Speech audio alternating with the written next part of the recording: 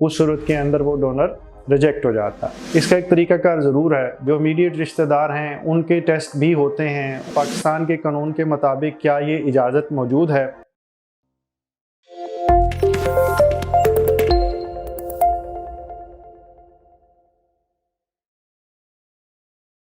बिस्मिल्लाहिर्रहमानिर्रहीम।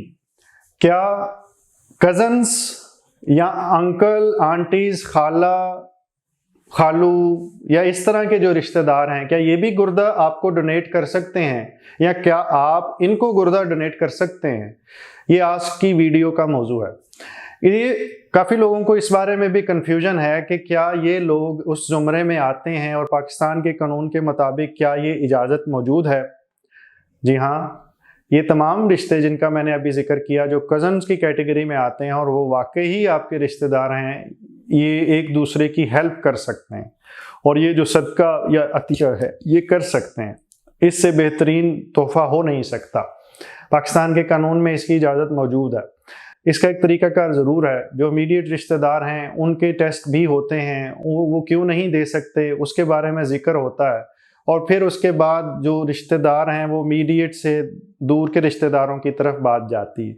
लेकिन ये दूर के रिश्तेदार लोग कह देते हैं और जो फैमिली फॉर्म पे प्रूव ना हो सके वो रिश्तेदार नहीं है। अगर वो इस तरह का रिश्ता है कि हमारे किसी बड़े से मैच कर जाता है, वो हमारे खाला का बेटा है, मामू का बेटा है, खालू हैं, वो हमारी फूफो हैं, या कुछ भी ऐसा रिश्ता है जिसके ज़रिए जो फैमिली फॉर्म के ज़रिए हम नादरा के ज़रिए अपने फैमिली रिकॉर्ड के ज़रिए उसे प्रूव कर सकें, तो वही रिश्तेदार हैं जो डोनेशन के लिए कैंडिडेट बन सकते हैं। जाहिर है इसके बाद एक टेस्टों का सिलसिला शुरू होता है और वो टेस्ट जब तसल्ली बख्श रेंज में हो जाते हैं उसके बाद फिर ट्रांसप्लांट का सिलसिला शुरू होता है। इसके दौरान ज़रूरी नहीं है कि हमारा जो इनमें से कोई भी रिश्तेदार है वो हमें डोनेट करना चाहे और वो टेस्ट करवाए तो उसके टेस्टों में हमेशा ही हमें मैच मिल जाए। ये बिल्कुल मुमकिन है कि बाकी सारी चीज़ें ठीक चल रही हों लेकिन हम क्रॉस मैच करवाएं तो उसके अंदर पता चले ये मैच नहीं है। उस सूरत के अंदर वो डोनर रिजेक्ट हो जाता है और हमें एक नए डोनर की ज़रूरत पड़ती है। पाकिस्तान के कवानीन के मुताबिक अभी यही सूरत हाल मौजूद है। डिजीज़ डोनर प्रोग्राम, यानी कि जब हम दुनिया से रहलत कर जाते हैं तो उसके बाद अपने जिस्म के उज़्व को अतिया करने के बारे में एक प्रोग्राम शुरू होना है। अल्लाह मेरे मुल्क को स्टेबिलिटी दे, इसके अंदर सुकून आए और हमारी तवज्जो इस तरफ हो ताकि इन कोर इश्यूज़ के ऊपर मज़ीद काम हो सके।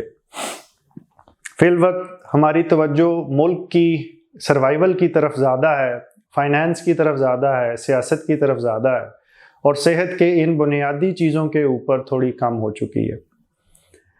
वक्त के साथ अच्छाई की उम्मीद रखते हैं। अल्लाह ताला आपको मुकम्मल ज़िंदगी दे और दूसरों की ज़िंदगी मुकम्मल करने का शर्फ अता करे। शुक्रिया।